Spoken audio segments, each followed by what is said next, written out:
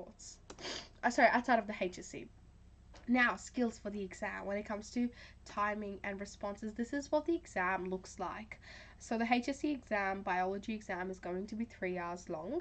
It is going to be divided into two sections. The first section is going to be 20 marks worth of multiple choice. Second section is going to be 80 marks worth of short answer questions.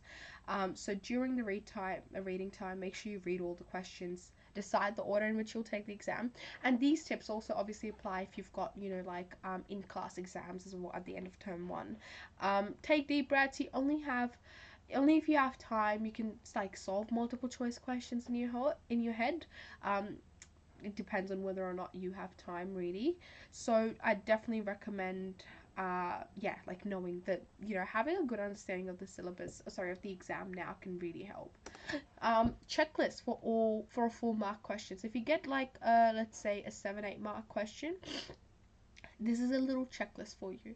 Have introductory and closing statements. Have a judgment statement. If a question's like to what extent or justify, you want to have those judgment statement to a great extent.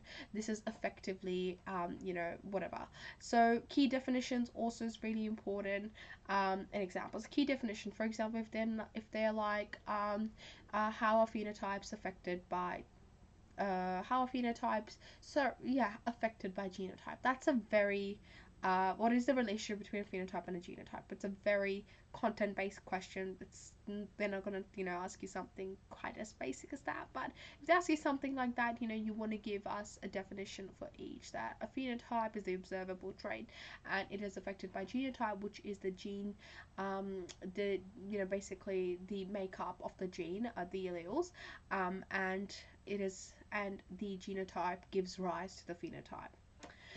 Give examples, and then you can also elevate your response by using diagrams, tables, flowcharts, additional definitions, subheadings as well. You can definitely use those when you've got that time. But yeah, just make sure that they're pretty good to use. Verbs. This is really important. Now you have access to these slides. So this is our guide to bio exams. So these are our verbs, really important. So we want to compare. So if they ask you for compare, and so the way in which it's like outline, actually it's going this way. It's like identifying, just name and recognize, outline, sketch in general terms, explain, and then compare. And then you've got propose, justify, evaluate, describe, and analyze. So it kind of goes up. And so yes, this is a really good way for you guys to actually know how much to write. Oh, and look at that. So it says how much to write for each. Oh no, should not have done that. Okay, that actually tells you how much to write, and that is actually great. I definitely like screenshot that, or like obviously download the slides, because that's a great way to like tally up how much you should be writing. But you get a gist of how much you should be writing when you start doing practice questions and looking at sample answers and stuff. Okay,